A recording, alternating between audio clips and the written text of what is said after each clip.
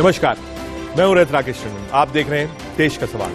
देश का सवाल में आज बात होगी मोहन भागवत के बयान की। मोहन भागवत ने बिल्कुल साफ कहा, जो इतिहास है उसके लिए प्रमाण मांगने की कोई जरूरत नहीं। उनका सीधा इशारा कांग्रेस और कुछ कट्टरपंथी मानसिकता वाले लोगों की तरफ था। ज्ञानवापी विवाद पर भी उन्होंने कुछ महीनों पहले कहा था, हर जगह शिवलिंग ही क्यों ढूंढना है। लेकिन महाभारत और रामायण को लेकर उन्होंने अपना रुख साफ कर दिया और पूछा कि क्या कोई कहानी या फिर कविता 8000 साल तक चल सकती है। रामायण और महाभारत कोई कविता नहीं बल्कि तथ्यों पर आधारित है। मोहन भागवत ने पिछली सरकारों पर भी इतिहास को भुलाने का आरोप लगा डाला।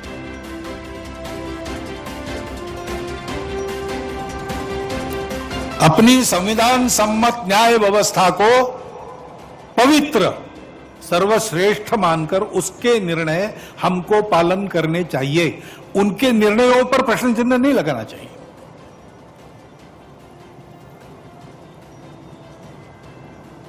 और ठीक है, प्रतीकात्मक कुछ हमारी विशेष श्रद्धा थी, ऐसे स्थानों के बारे में हमने कहा, लेकिन रोज एक मामला निकालना नया, यह भी नहीं करना चाहिए। हमको झगड़ा क्यों बढ़ाना है?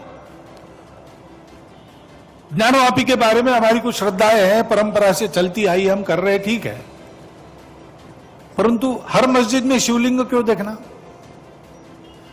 तो भाई वो भी एक पूजा है, ठीक है, बाहर से आई है, लेकिन जिन्होंने अपनाई है वो मुसलमान, वो बाहर से संबंध नहीं रखते, ये उनको भी समझना चाहिए।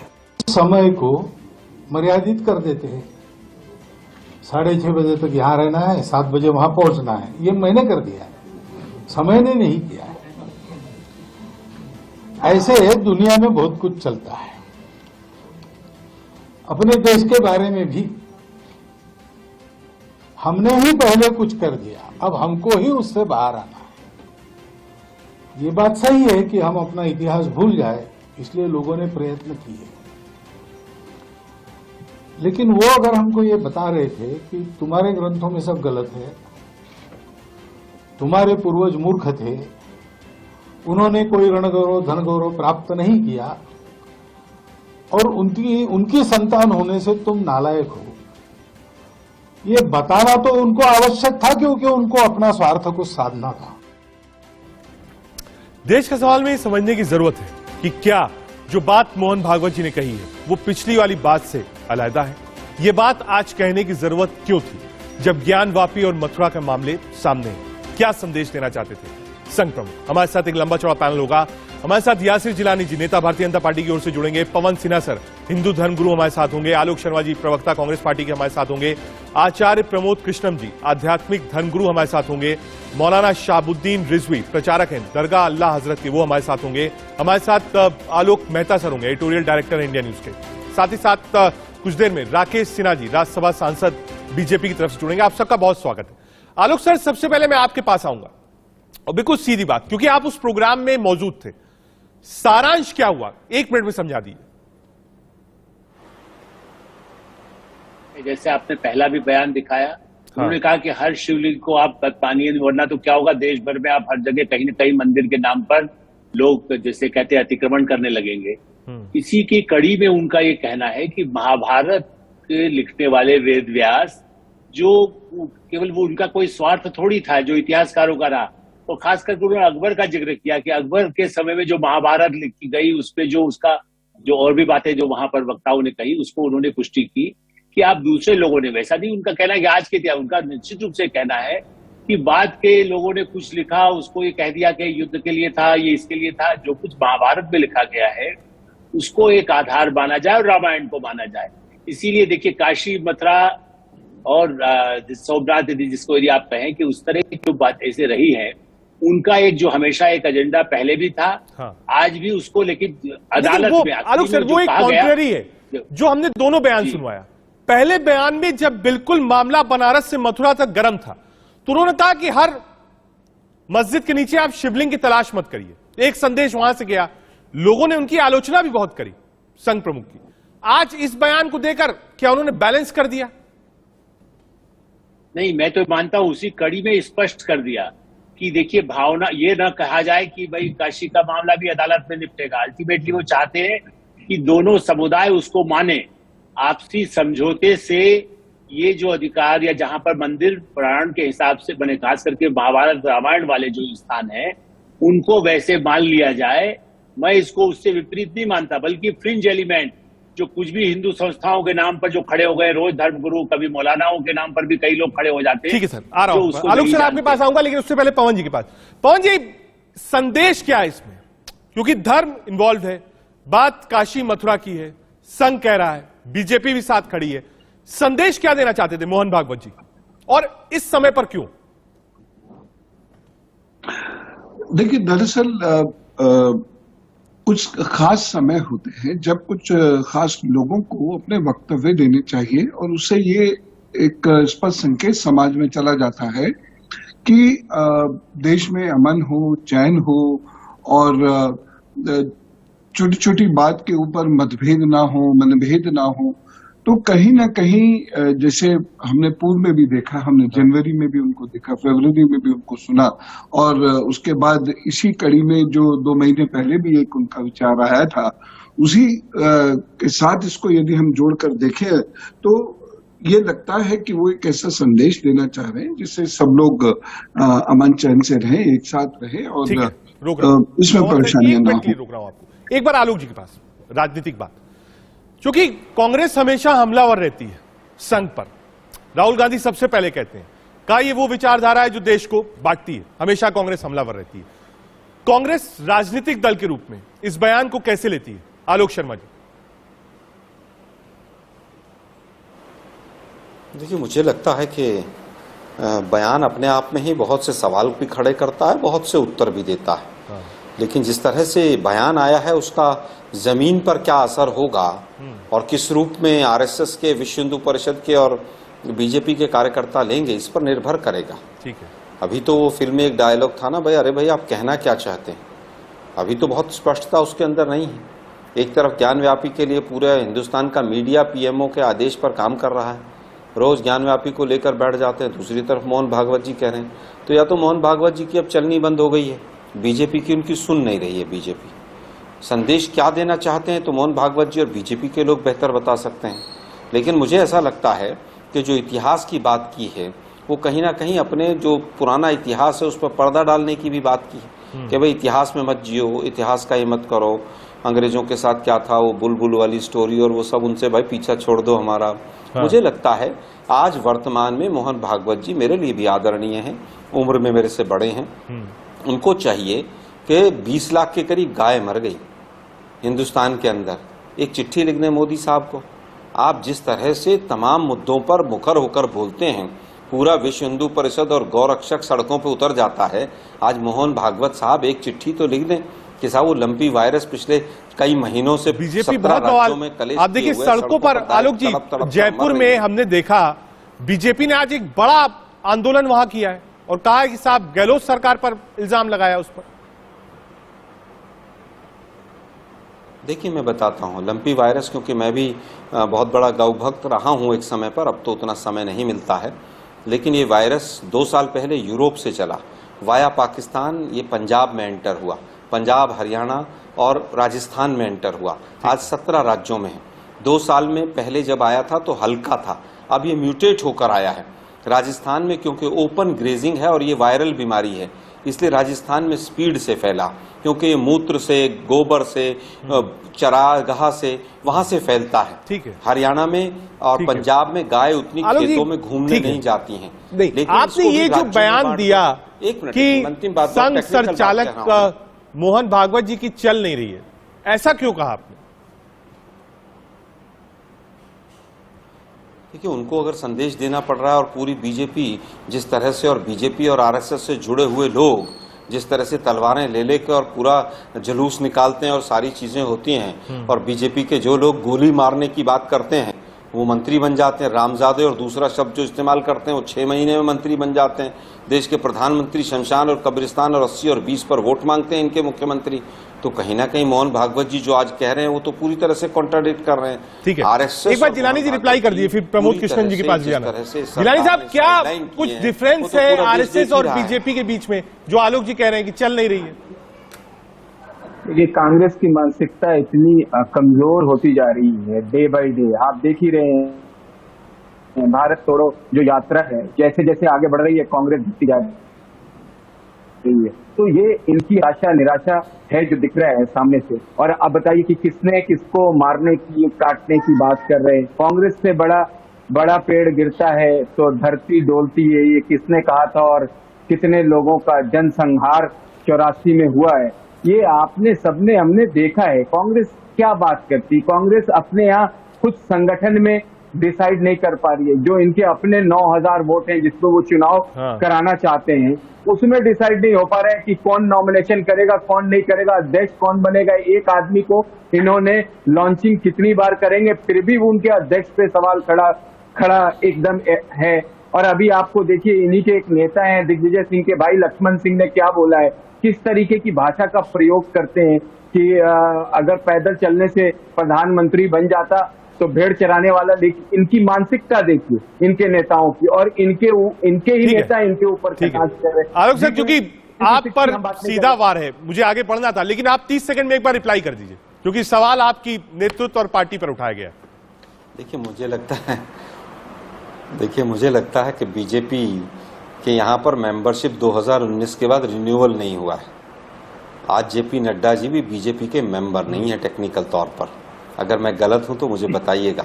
आरएसएस ने लगभग 90 सालों में अपना रजिस्ट्रेशन तक नहीं कराना जरूरी समझा, और कांग्रेस के अंदर तो चुनाव की प्रक्रिया चालू हो गई है। कोई लड़ना चाहता है तो चुनाव लड़े।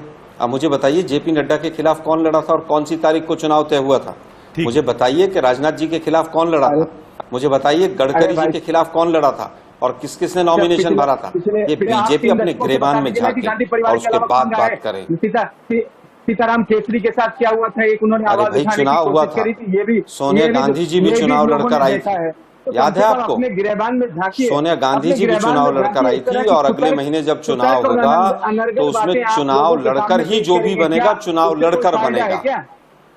आपको याद है गडकरी जी का जब, तो कम से कम डिसाइड तो मैं करिए। आपके बीच में नहीं बोला था। 3 दशकों से आप गांधी परिवार के एक ही आदमी को लेके एक से दो लोगों को धो रहे हैं। सुनिए, अरे भाई सुनिए ना जरा, क्या किया कांग्रेस के लोगों ने जरा। आपके यहाँ जो आपसे सवाल पूछा गया उसका जवाब तो है नहीं। कांग्रेस करते रहते हैं, पूरे देश को चाहते हैं पकौड़े तलता रहे देश। सुनिए जरा शांति से, आरएसएस ने आज तक रजिस्ट्रेशन क्यों नहीं कराया अपना?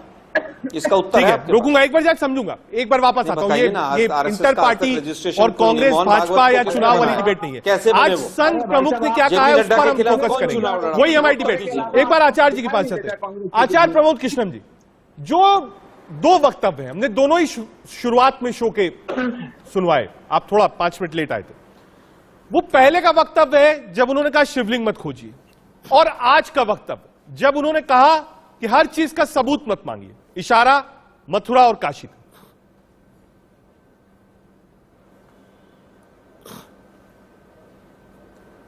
देखिए रजत जी, पहली बात तो यह है कि संघ और भाजपा को अलग करके देखना ये अपने आप में एक मूर्खता भरी बात है, बेवकूफ़ी की बात है।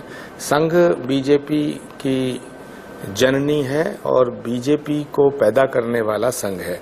संघ से निकला हुआ प्रत्येक व्यक्ति बीजेपी में जब जाता है, कुछ लोग ऐसे हैं जो एक्टिव पॉलिटिक्स में नहीं आ पाते हैं, लेकिन वो विचारधारा से जुड़े रहते हैं।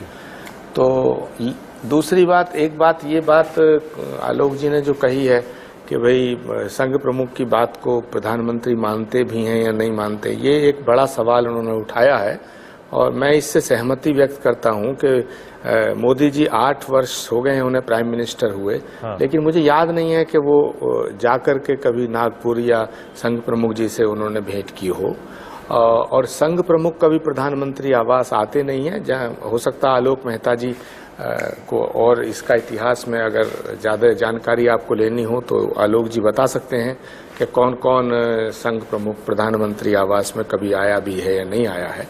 लेकिन वैचारिक दृष्टिकोण से ये एक बहुत ही महत्वपूर्ण विषय है जो आप उठा रहे हैं। मैं ऐसा मानता हूं कि संघ प्रमुख कोई भी बात कन्फ्यूजन में या बिना सूझबूझ के वो नहीं बोलते हैं और ना उन्होंने ये बोला होगा। उनका जो मानना है, जिस तरह उन्होंने दोनों बयान दिए हैं, एक बयान वो कि भाई हर मस्जिद के नीचे आप शिवलिंग मत ढूंढो, वो बयान बिल्कुल उनकी बात को और उनकी भावनाओं को, देश को अवगत कराते हुए जो मैंने सुना और अवगत कराता है कि भाई हर मस्जिद के अंदर अगर आप शिवलिंग ढूंढेंगे तो जो गुलामी का पीरियड है हमारा, अगर हम उसको देखते हैं तो उसमें बहुत सी मंदिरों को ढाया गया था, इसमें कोई झूठी बात नहीं है। मुगलिया सल्तनत में कुछ बादशाह ऐसे हुए जो बहुत लिबरल थे, जिन्होंने हिंदुस्तान की जनता के साथ बहुत अच्छी तरह से व्यवहार किया, लेकिन कुछ बादशाह ऐसे थे जो बड़े फैनेटिक थे, जिन्होंने इस्लाम को फैलाने के नाम पर यहाँ के धार्मिक स्थलों पर हमला किया। ठीक है, उसका प्रमाण मौजूद है, इतिहास गवाह है। हमारे कहने से ना कहने से ना वो बदला जा सकता है, ना वो मिटाया जा अच्छा सकता जी, है। आज पर्दा डालने जो की कल का कोशिश संदर्भ जरूर की था, जा सकती मैं है। ये जानना अब चाहता रजत हूं, जी सवाल कल ही ये बात क्यों बोली गई? कल जो टाइमिंग है, टाइमिंग ये क्यों थी? मुझे लगता है मोहन भागवत जी को ये मालूम चल गया है कि हिंदुस्तान में अब बीजेपी जो राज कर रही है, अगर मुद्दों के आधार पे देखो तो मुद्दों के आधार पे भारतीय जनता पार्टी फेल होती हुई नजर आ रही है।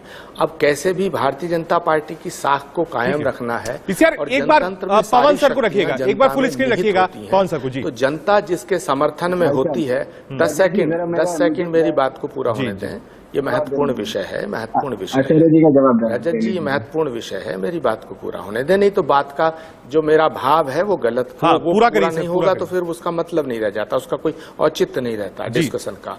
मैं ये कहना चाहता हूँ, मोहन भागवत जी ये अच्छी तरह जान रहे हैं कि इस देश में आगे जो राजनीति है, अगर धार्मिक दृष्टिकोण से देखा जाए, धार्मिक ध्रुवीकरण अगर नहीं हो पाया तो फिर बीजेपी का सत्ता में दोबारा लौटना मुश्किल होगा।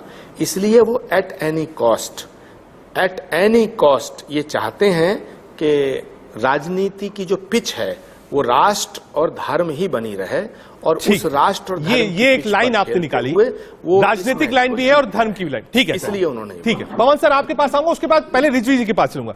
रिजवी जी, क्योंकि मसला मथुरा और काशी का है, पहला का बयान जो था वो सबने स्वागत किया था, इस बयान को आप कैसे देखते हैं कि हर चीज का प्रमाण और सबूत मत मांगिए? देखिए, मोहन भागवत जी एक ऐसी तंजीम के सरबराह हैं जो हिंदुस्तान की सबसे बड़ी तंजीम है, और वो मजहबी रहनुमा भी हैं हिंदुओं से। वो मुख्तलिफ मौकों पर अलग अलग तरीके से बयान देते रहे हैं, और पहले एक मरतबा अयोध्या के बाद में जब मामला काशी का शुरुआती दौर में बहुत ज्यादा फूल पकड़ा तो उन्होंने यही कहा था कि हर मस्जिद के नीचे शिवलिंग मत ढूंढिए।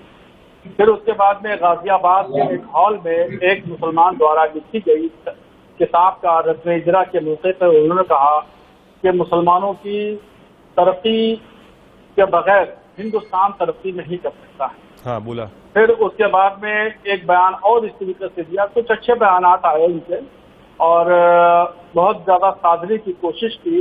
फिर अभी जो बयान है तो मैं समझता हूँ वो अपने डैमेज को कंट्रोल कर रहे हैं, और ये उनका पूरा सियासत पे मबरी बयान है, और सियासी नजरिए के तहत ये उनका दिया गया बयान है।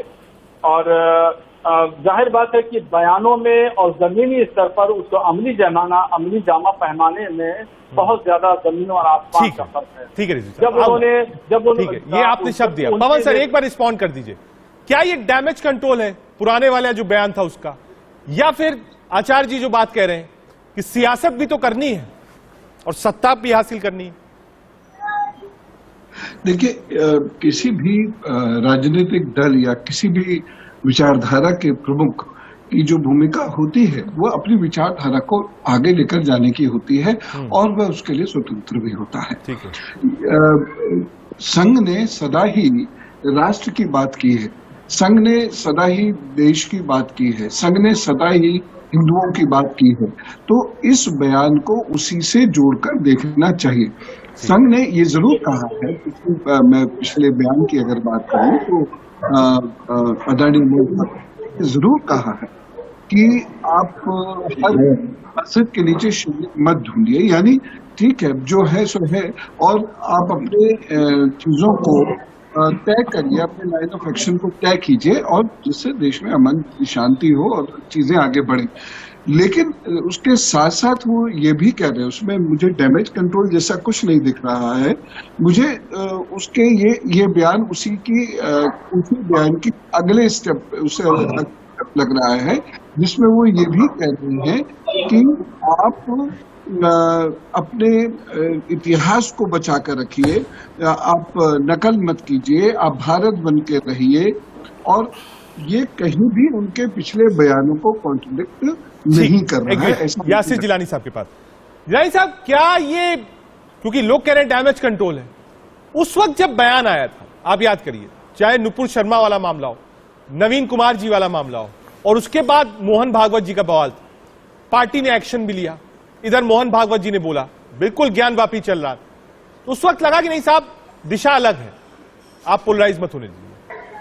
ये जो बयान है, लोग कह रहे हैं डैमेज कंट्रोल है, यू टर्न है, क्योंकि उस वक्त मोहन भागवत जी ने जब बयान दिया था तो उनको आलोचनाओं का भी सामना करना पड़ा था, और लोग कह रहे थे कि साहब क्या संघ अपनी दिशा से भटक गया है, तो क्या ये कमबैक है? लोगों ने कहा डैमेज कंट्रोल है इसी पैनल में। रजत जी समझने की जरूरत है कि कौन लोग कह रहे हैं। कांग्रेस और एक कांग्रेस के तरफ से जो बैठते हैं आचार्य प्रमोद कृष्ण, नहीं, आध्यात्मिक गुरु हैं देखिए आज के लिए। ये तो वही लोग हैं ना जो संघ और भारतीय जनता पार्टी के से इनकी कट्टरता है। ये हमेशा से उसके ऊपर कटाक्ष और अपनी टिप्पणी देने के लिए ख्याति प्राप्त लोग हैं। इन्हें प्रॉब्लम ये है कि भारतीय जनता पार्टी की जो सत्ता है, जो नेतृत्व है, जो मजबूती से अपने देश को दुनिया की तरफ आगे बढ़ा रहा है, और दुनिया के उन देशों की तरफ आगे बढ़ा रहा है जो बढ़ते हुए देश दुनिया में दिख रहे हैं, उसमें भारत भी दिख रहा है। तो उन्हें ये लग रहा है कि कहीं हमारी जो एक चौधराहट थी 70 सालों में, 55-56 साल। ठीक है, आलोक जी एक बार रिस्पॉन्ड कर दीजिए, क्या ये सिर्फ संघर्ष है, क्या ये सिर्फ विरोध है? मेरी बात को कंप्लीट होने दीजिए। हाँ, कंप्लीट करिए, 30 सेकंड में आलोक जी रिस्पॉन्ड करिएगा। देखिए 30 सेकंड में आपने कांग्रेस को पूरा टाइम दिया है, तो वो उन लोगों के अंदर बेचैनी है। भाजपा काम बेहतरीन कर रही है, और संघ के बारे में अभी गुरुजी पवन जी ने बेहद शानदार बात करी है कि वो सामाजिक समरसता को सम्मानित करने के लिए जाना जाता है, सबको जोड़ने के लिए जाना जाता है, भारत को एक सूत्र में बांधने के लिए हमेशा से तत्परता से संसेवक खड़े रहते हैं। किसी भी विपदा में आप संसेवक को आगे देखेंगे। ये संघ है, और भारतीय जनता पार्टी का जो नेतृत्व है इस वक्त, वो मजबूती से भारत को आगे ले जा रहा है, इसलिए बेचैनी इन लोगों में है। और हिंदुस्तान, आलोक जी किस बात की बेचैनी है? जब राष्ट्र कह रहे हैं ठीक चल रहा है, देश प्रगति कर रहा है, तो इतनी नफरत क्यों है संघ से, कांग्रेस वालों को? देखिए, मुझे लगता है 35 रुपए में पेट्रोल मिल रहा है, 35 रुपए में डीजल मिल रहा है, सभी कुछ तो बहुत अच्छा हो रहा है। लाला रामदेव अपने ट्रक में दाऊद इब्राहिम को बांध के ले ही आए हैं, और चीन जो है वो कैनॉट प्लेस के बाहर खड़ा होकर घिघिया रहा है, डर के कांप रहा है वो। अरे भुखमरी के इंडेक्स में नीचे पर चले गए, 6.5 करोड़ लोग बिलो पॉवर्टी लाइन चले गए, बेरोजगारी हाईएस्ट, महंगाई हाईएस्ट, पर कैपिटा इनकम में बांग्लादेश से नीचे चले गए। हाँ, 8 चीते जरूर आए हैं, 20 लाख गाय मर गई हिंदुत्व के ठेकेदारों की, और जो है 8 चीतों पे पूरा दिन का तांडव करते हैं, मीडिया बाइट खा जाते हैं पूरे दिन की। एडीआर की रिपोर्ट कहती है 600% हेट स्पीच बढ़ गई इस देश के अंदर, विदेश नीति का भट्टा बैठा दिया, अर्थनीति का भट्टा बैठा दिया, काला धन इतना पड़ा है कि सड़कों में बिखरा पड़ा हुआ, मिल ही नहीं रहा है किसी को। स्विस बैंक में डबल हो गया काला धन, 2000 के नोट जो है वो 107% जाली नए आ गए, और देश तरक्की बहुत कर रहा है।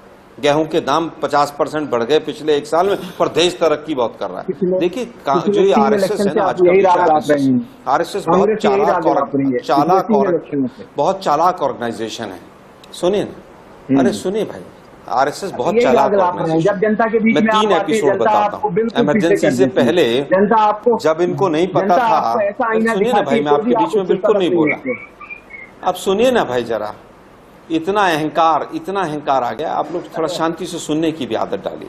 इमरजेंसी के समय का पहला एग्जाम्पल, जब ये लोग कुछ नहीं कर पाते हैं तो बाहर के लोगों को ये आवरण पहना के आरएसएस का उतार देते हैं मैदान में। मीडिया के कुछ साथियों को उतारेंगे, मीडिया में खबर गलते हैं, जयप्रकाश नारायण, फलाना ढिकड़ा, उनको आवरण पहना देंगे। दूसरा एग्जाम्पल, जब वो राजीव गांधी जी की सरकार गई उसके बाद वीपी सिंह को आवरण पहना दिया। तीसरा, जब यूपीए और यूपीए 1 और यूपीए 2 बहुत अच्छा चला तो इनको लगा कि अब तो कोई रास्ता दिख नहीं रहा, तो वो को ढोंगी ठग अन्ना हजारे को पकड़ लाए वहां महाराष्ट्र से। वो कहाँ है आजकल? उसको Z+ की सिक्योरिटी दे दी, बांध के डाल दिया, बोला इससे यहाँ पर कबूतर भी मिलने आएगा तो पता चलेगा शाम को कौन मिलने आ रहा है। यही हालत है मोहन भागवत जी का। मोहन भागवत जी को भी Z+ सिक्योरिटी भाषा देख लीजिए कांग्रेस की भाषा। इनसे कौन मिलने आता है? इनसे वो जोशी साहब तो मिलने नहीं आ जाएंगे पुराने वाले, कहीं इनसे कोई और तो नहीं आ जाएगा मिलने वाला। तो आरएसएस बहुत चालाक ऑर्गेनाइजेशन है और ये अब आरएसएस का स्टैंड बदलेंगे कि भुखमरी हम रोक नहीं पाए, 35 रुपए में डीजल पेट्रोल हो गया, सब तमाम चीजें सरकार पूरी तरह से फेल है, निकम्मी सरकार है। अब आरएसएस बचाव में उतरेगी। यासिर जी एक बार रिस्पॉन्ड कर दीजिए, जाना है आचार्य जी के पास भी। अब यासिर जी एक बार रिस्पॉन्ड कर दीजिए, मूलभूत जो मुद्दे हैं। अरे लाखों जी कह रहे हैं कि उससे आप क्यों भाग रहे हैं? गुजरात के पोर्ट पर और मोहन भागवत चुपचाप सोते रहे अपने बिस्तर में। लाखों करोड़ रुपए के ड्रग्स पे मोहन भागवत अपना मुंह सीम के बैठ जाते हैं। अरे रजत जी, ये भाषा का प्रयोग इनका देख लीजिए, हिंदुस्तान देख रहा है और हिंदुस्तान इन्हें फिर सबक सिखाएगा। आलोक जी थोड़ा सा संयम रखिए, थोड़ा सा संयम आलोक जी। यासिर जी आप रिस्पॉन्ड करिए। अरे रुक जाइए, एक बीजेपी के नेता का एक बयान नहीं है, लाखों गाय मर गई सड़क के किनारे। गॉड फोक्स का इंजेक्शन लगवा रही है सरकार हिंदुस्तान की। राजस्थान में मर गई, आप बता रहे 10,000 मर गई। जो हुआ था वो बहुत दुर्भाग्यपूर्ण था, उसके ऊपर पूरा मंत्रिमंडल चिल्लाने लगा था। रजत जी आप पूरा वक्त दे देते में मंत्री नहीं, मैं तो आपसे कह रहा हूं आप रिस्पॉन्ड करिए। मंत्री आलोक जी एक बार जवाब, आपने 3-4 बड़े आरोप लगाए हैं संघ पर, बीजेपी पर। आलोक जी एक बार जवाब ले लें। यासिर जी 40 सेकंड जवाब दे दीजिए। ये देखिए, ये हार है। आदमी जब हारता है ना, हताश होता है, निराश होता है, ये उसका उदाहरण की पराकाष्ठा को पेश कर रहे हैं टीवी पे। और आपके चैनल के माध्यम से मैं लोगों को सिर्फ ये कहूंगा, भारत के लोगों को, कि जिस तरीके से इन्होंने अभी संघ के गणवेश पे सवाल उठाते हुए, उसमें आग लगाते हुए जो जलाने का इनकी परंपरा रही है, 84, 75, हाशिमपुरा, मलिहाबाद, जो इनकी राजनीति का सबसे अहम हिस्सा रहा है। भारत के लोगों को अब फिर समझना पड़ेगा कि उसी ताक में बैठे हुए। इन्हें सत्ता तो मिलेगी नहीं, इन्हें सत्ता किसी अच्छे कामों के थ्रू तो मिलेगी नहीं, ना इनके पास संगठन है, संगठन इनका बिखर चुका है, इनके पास नेता सवाल उठाते हैं, इनके खुद के जो लोग हैं इनके नेतृत्व पे सवाल करते हैं। तो ये संघ है, भाजपा है, जिसको ये गालियां दे रहे हैं। गालियां इनके संस्कार में, हमारे संस्कार में इस तरह की कोई बात नहीं कि मैं भाषा का उपयोग जब भी करूंगा, जो पार्लियामेंट्री लैंग्वेज है उसका इस्तेमाल डिबेट पे करने की कोशिश करते हैं भारतीय जनता पार्टी के लोग। ये गाली दे रहे हैं, पिछले 2 महीने से गाली दे रहे हैं। आप डिबेट उठा के देखिए इनकी भाषा किसी भी प्रवक्ता की। ये तो आलोक शर्मा जी है, इनके और भी प्रवक्ता है, इससे भी ज्यादा नीचे गिर रहे हैं। ये भारत की जनता देख रही है। आप और गिरिए, हमें कोई फर्क नहीं पड़ता, आप गिरिए, जनता आपका फैसला फिर करेगी। 2024 में तो वैकेंसी है ही नहीं आपके पास। मसला ये है, जो बौखलाहट है, इनको लगता है कि वैकेंसी नहीं है। जिलानी साहब कह रहे हैं बिल्कुल भी। आलोक जी कोई वैकेंसी नहीं है। देखिए मुझे लगता है वैकेंसी जनता देखेगी। आज तक के इतिहास के सबसे खतरनाक प्रधानमंत्री रहे हैं जिन्होंने कहा 2 करोड़ रोजगार दूंगा हर साल और 2 करोड़ रोजगार छीन लिए। मतलब मोदी जी जो कहते हैं उसका रिवर्स होता है। 100 स्मार्ट सिटी, अभी मैं चल के आया हूँ, बुलेट ट्रेन में बैठ के आया हूँ मैं। ठीक है, वापस आते हैं एक बार। आज जो देश की परिस्थिति, आ रहा हूँ जिलानी साहब, आ रहा हूँ एक बार। पवन सिन्हा सर और आचार्य प्रमोद कृष्णन जी को स्क्रीन पर। पवन सिन्हा सर और आचार्य प्रमोद, बहुत कॉमन क्वेश्चन है। पवन सिन्हा सर आपसे शुरू करूंगा, फिर आचार्य जी के पास जाऊंगा। पवन संघ का इतना विरोध है, ऑपोजिशन साफ विरोध करता है, जो बयान आते हैं वो कहीं ना कहीं फॉलोअर्स इतने हैं, लोग फॉलो करते हैं। आप कहते हैं कि साहब नहीं, सोसाइटी के लिए काम हो रहा है। एक धड़ा बड़ा है, खासतौर से कांग्रेस पार्टी, वो कहता है नहीं साहब देश को तोड़ने का काम कर रहा है। संघ इस वक्त कहां खड़ा है? क्या आज भी जो संदेश है वो सरकार, बीजेपी और सोसाइटी तक संघ पहुंचा पा रहा है, या फिर बीजेपी उससे बहुत आगे निकल गई? कौन सर? देखिए, इस मामले में आधिकारिक मैं जितना जानता हूं, मैं उस आधार पर कह रहा हूं कि संघ एक राष्ट्र की दृष्टि से अपना कार्य कर रहा है। और दूसरी जो महत्वपूर्ण बात है, देखिए हम उसे धर्म का नाम सामान्यता देते हैं, लेकिन मैं उसे दूसरे तरीके की जागृति मानता हूं, जो कि सांस्कृतिक जागृति है। हाँ, मैं ये जरूर कहता हूं कि सांस्कृतिक जागृति का अर्थ ये नहीं है कि हम लड़ पड़े आपस में या अपने दूसरे धर्मों के साथ वैमनस्य उत्पन्न करने, लेकिन एक सांस्कृतिक जागृति तो अवश्य उत्पन्न हुई है और संघ ने उसमें मदद की है, लेकिन पूरी तरीके से वो जागृति देश के लोगों की है। लोग अपनी सोच के साथ चलना शुरू हुए हैं उसमें, और उस सांस्कृतिक जागृति का एक कारक संघ का विचार अवश्य रहा है। इस मामले को मुझे इस बात को कहने में मुझे कहीं कोई गुरेज परहेज नहीं है। तो बात यहाँ समाज पर आती संस्कार है की आपने बात करी, ठीक है। आचार्य जी एक बार जवाब दीजिए।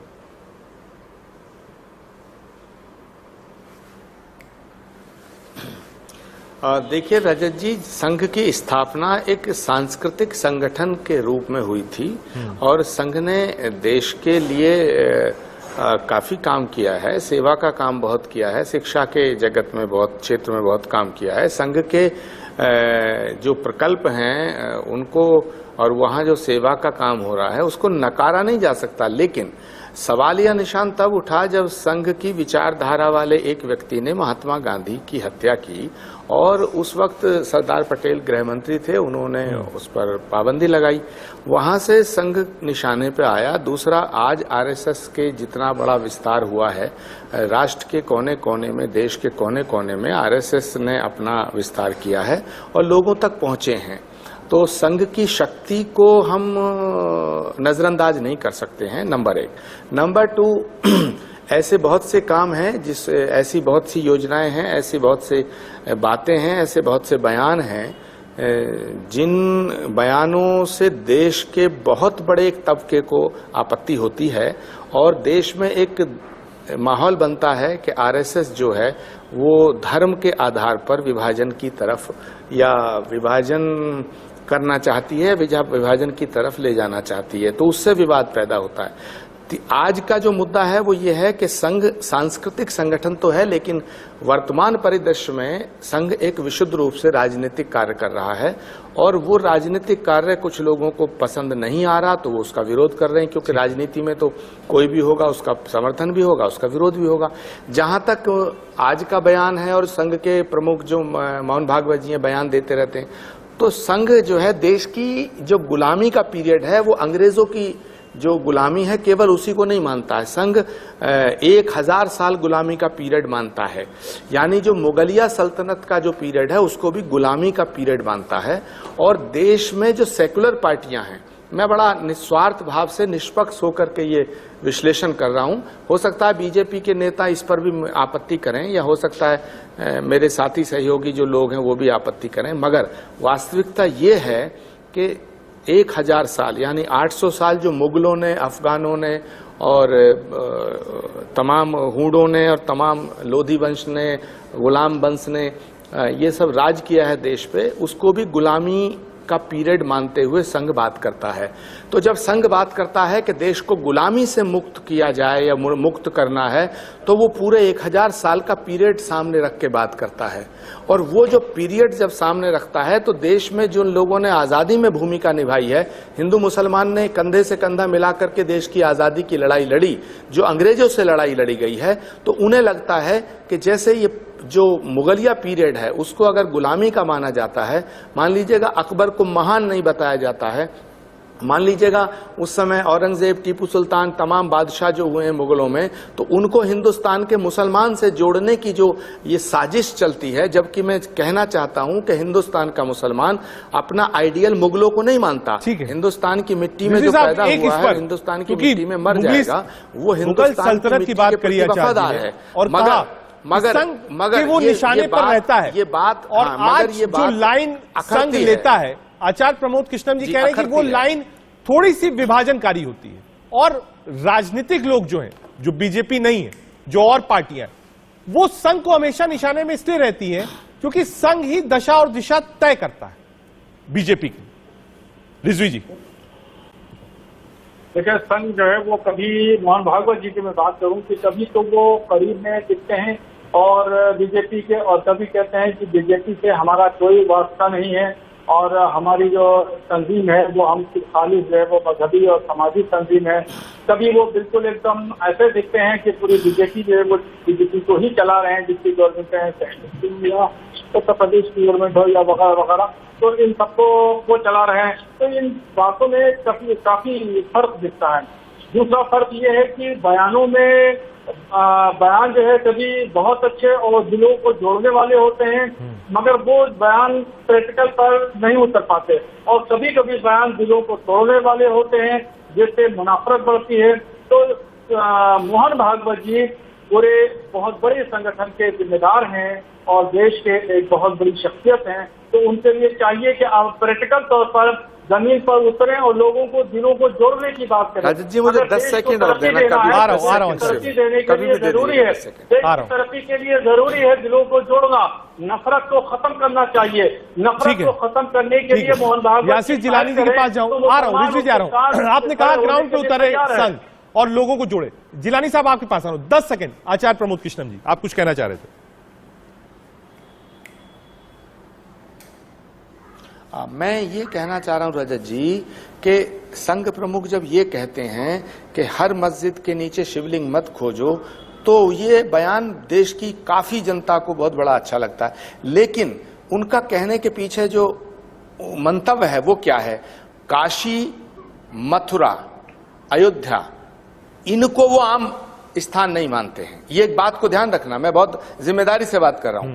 वो हर मस्जिद के नीचे शिवलिंग खोजने के खिलाफ हैं, लेकिन क्योंकि उन्हें मालूम है कि अगर इस तरह की बातें हुई, इस तरह का माहौल बना, तो देश के अंदर यूनिटी रहना मुश्किल हो जाएगा, धर्म के नाम पर एक प्रॉब्लम क्रिएट हो जाएगी। मगर काशी, मथुरा और अयोध्या, ये 3 स्थान क्योंकि हिंदुओं की आस्था के आधार हैं, उन पर जो भी कुछ हुआ है पिछले 1000 साल में, तब जब भी हुआ, वो इन पर समझौता करने को तैयार नहीं है। इसलिए इस बयान जिलानी जी आपके पास अलग अलग तरीके ये 3, ये प्रमुख बात करें, कहा ये 3 चीजें हटा दीजिए, काशी, मथुरा, अयोध्या, उसके आगे की बात करिए।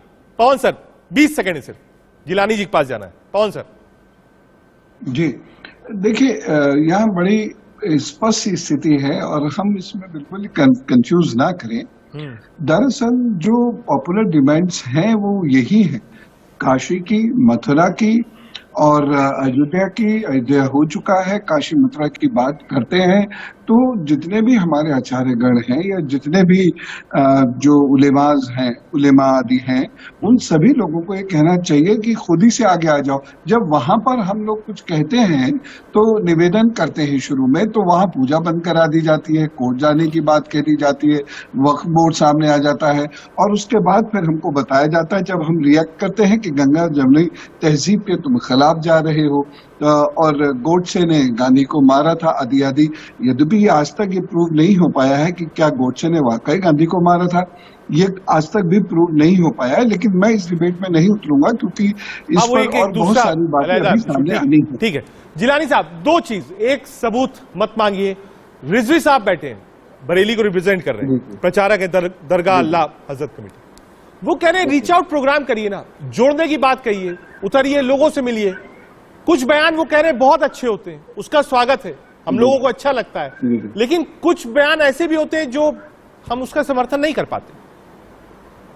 रजत जी देखिए, जब आप सिलेक्टिव इशू पे बहुत बड़े पैमाने पे अपने आप को देखने की कोशिश करेंगे तो आप कहीं ना कहीं अपने आप से इंसाफ नहीं कर पाएंगे। जब कश्मीर में 32 साल के बाद मल्टीप्लेक्स खुलता है तो आप उसको मजहब का चश्मा लगा के अगर एक नेता भारत का बयान देता है तो ये नफरत है, ये जहर है।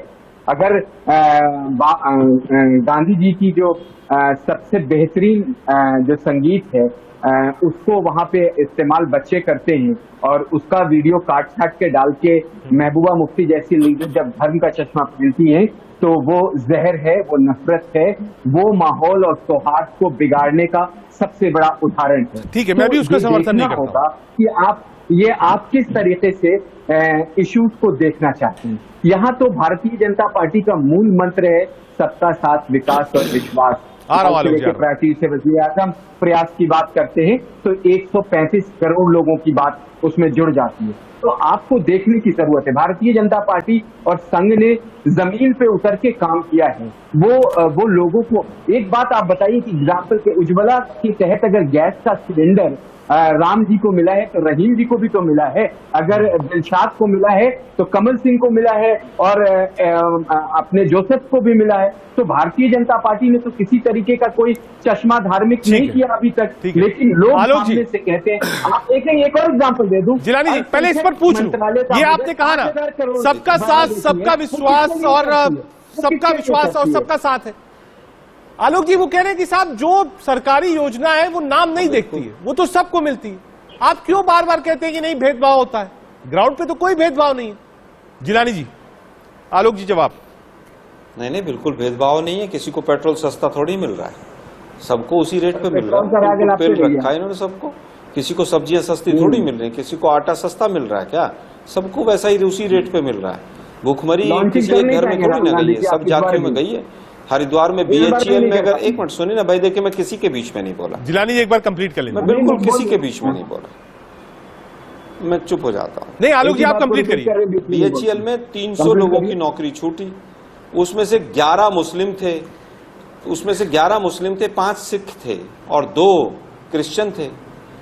तो सबका साथ चल रहा है बिल्कुल। मुझे लगता है कि आज जिस तरह के वक्तव्य दिए जा रहे हैं उनका कोई सरोकार नहीं। आज RSS के लिए जो कह रहे हैं कि साहब गोडसे ने मारा था कि नहीं, ये तो प्रूव ही नहीं हुआ था। बिल्कुल नहीं हुआ था। जिस प्रवक्ता ने कहा बिल्कुल वो बहुत अच्छा व्यक्ति है। ये तो बुलबुल ने मारा था गांधी जी को। ये लोग बेकार में कांग्रेसी लोग कहते रहते हैं गोडसे ने मारा था। बुलबुल मार के गई, चोंच मारा और गांधी जी की हत्या हो गई। गजब हो गया भाई। RSS के लोग कहते हैं कि साहब ये तो जो 2014 में आजादी मिली थी और 2014 से पहले तो जो है वो नकली आजादी थी। ये RSS की सोच है। खैर, बापू को मारा उस सोच ने। पंडित नेहरू को मारना चाहते थे, मार नहीं पाए। अंग्रेजों की भरसक मदद की, 60 रुपए पेंशन ली, बुलबुल पर घूमे खूब। श्यामा प्रसाद मुखर्जी ने भर्ती की, सुभाष चंद्र बोस के खिलाफ लड़कों को भर्ती किया, कहा कि 3 रंग नहीं होने चाहिए। और ये वही RSS से 52 साल तक अपने कार्यालय पर तिरंगा नहीं फहराया। और ये देश को RSS आज के लोग आज जो हैं वो देशभक्ति का सर्टिफिकेट बांट रहे हैं। ठीक है, 2 नेशन पवन सर देने वाले आपने जो टिप्पणी करी थी उस पर आलोक जी ने एक सवाल खड़ा किया। किसी की पवन जी आप पर क्योंकि एक सवाल खड़ा, आप रिस्पॉन्ड कर सकते हैं गोडसे वाली बात। देखिए, मैं यहाँ पर बड़ा स्पष्ट रूप से ये कहना चाहता हूँ कि जो उस वक्त की अदालती देशभक्त से सांसद कह रही हैं, बताइए गजब है। और मोदी जी उनको दिल से माफ नहीं कर पाएंगे। कमाल है भाई, धन्य हैं लोग। पवन जी जी, तो मैं इसमें ये कहना चाहता हूँ, स्पष्ट रूप से ये कहना चाहता हूँ, पूरी जिम्मेदारी के साथ ये कहना चाहता हूँ कि उस वक्त की कोर्ट की जो प्रोसीडिंग्स हैं हम उसको ढंग से पढ़ लें। उस वक्त में जो ऐसे अखबार हैं जो विदेश में भी छपे, वॉशिंगटन पोस्ट में नाम दे रहा हूँ, उसको हम ढंग से पढ़ लें। उसमें गांधी जी का जो पूरा तीन हत्याओं का जो प्रयास है हम उसको बहुत ढंग से पढ़ लें, हम उसको समझने की कोशिश करें, तो हमें बहुत सारी चीजें ये पता चलेंगी। फिर दूसरी महत्वपूर्ण बात हमें ये भी जानने की आवश्यकता है कि उसमें बाकी वॉशिंगटन पोस्ट ठीक कह रहा था और हमारे न्यायालय गलत कह रहे थे, और जिस पब्लिक ने गोडसे को पकड़ा वो सब झूठे थे। देखिए, पब्लिक की बात क्या बुद्धि है RSS के लोगों की भाई, कमाल है। आपको आज की उसी न्यायालय ने फांसी पे लटका दिया उसको, और वॉशिंगटन पोस्ट जाके पढ़े अब हम। और कुछ पढ़ना है तो वो भी बता दीजिए भाई, बुलबुल को भी पढ़ना हो तो बता दीजिए कहां से उड़ी। कमाल है। जो दिया है वो इतिहास से बाहर नहीं आ पाता, इतिहास में दफन है अपने आप को। रिस्पॉन्ड किया, क्या RSS को उसमें इंटेंगल किया गया था? ये भी RSS ने दिया। मोदी जी जैसा डिक्टेटर, तानाशाह, जिसने CBI, ED, इनकम टैक्स सबका भूत बना दिया। एक बार आलोक सर के पास चलेंगे। आलोक सर, अमूमन ऐसा होता है कि संघ की तरफ से कोई बयान आता है, बीजेपी उसको फॉलो करती है और आने वाले समय में वो एक राजनीतिक दशा और दिशा भी तय कर देती है। आ रहा हूं आचार्य सर, तो क्या इस बयान को माना जाए कि ये 24 की लकीर खींच दी है मोहन भागवत जी ने? देखिए रजत जी, पूरी बहस का मुद्दा हम लोग राजनीतिक नहीं है, आप और हम लोग, और इसलिए प्रमोद कृष्ण जी ने जो बात उठाई थी मैं फिर से उसमें थोड़ा सा और जोड़ देता हूं। ये सही है कि संघ के प्रमुख इंदिरा गांधी के समय से समय समय पर संपर्क में रहते थे, और आज भी चाहे अटल बिहारी वाजपेयी हो, अडवाणी जी रहे या नरेंद्र मोदी जी हो, सबके साथ संपर्क रहता है।